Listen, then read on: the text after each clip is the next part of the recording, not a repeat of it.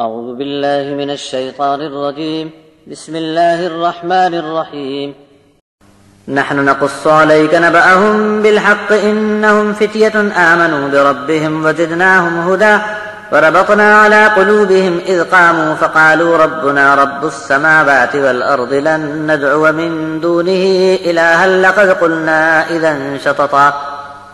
هؤلاء قومنا اتخذوا من دونه آلهة لولا يأتون عليهم بسلطان بين فمن أظلم ممن افترى على الله كذبا وإذ اعتزلتموهم وما يعبدون إلا الله فأووا إلى الكهف ينشر لكم ربكم من رحمته ويهيئ لكم من أمركم مرفقا وترى الشمس إذا طلعت تزاور عن كهفهم ذات اليمين وإذا غربت تقرضهم ذات الشمال وهم في فجوة منه ذلك من آيات الله من يهد الله فهو المهتد ومن يضلل فلن تجد له وليا مرشدا۔ ہم آپ پر ان کا قصہ ٹھیک ٹھیک بیان فرماتے ہیں۔ سچی بات یہ ہے کہ یہ نوجوانوں کی ایک ٹولی کے افراد تھے جو اپنے رب پر ایمان لے آئے، اور ہم نے ہدایت کی سوجھ بوجھ ان میں خوب بڑھا دی، اور ہم نے ان کے دلوں کو آپس میں باندھ کر جوڑ دیا تھا۔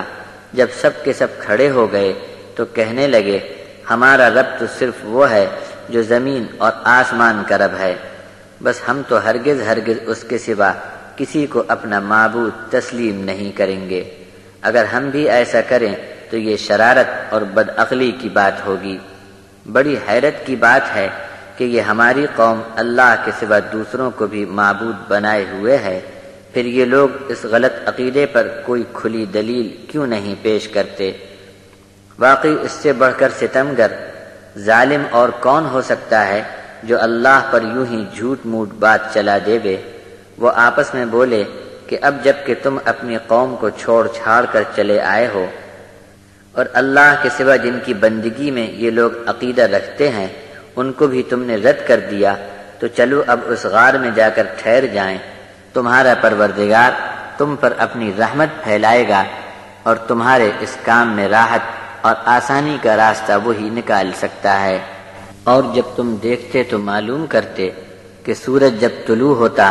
تو اپنی دھوپ لیے ہوئے غار کی داہنی جانب کترا جاتا، اور جب سورج غروب ہوتا تو بائیں جانب کو دھوپ ہٹی رہتی، اور یہ لوگ غار کی ایک کشادہ جگہ میں سوئے پڑے تھے۔ یہ اللہ کی نشانیوں میں سے ہے، جس کو اللہ راہ پر ڈال دے بس وہی راہ پانے والا ہوا، اور جس کو وہ گمراہ قرار دے پھر تم ایسے کے لیے کوئی ولی اور مرشد نہ پا سکو گے۔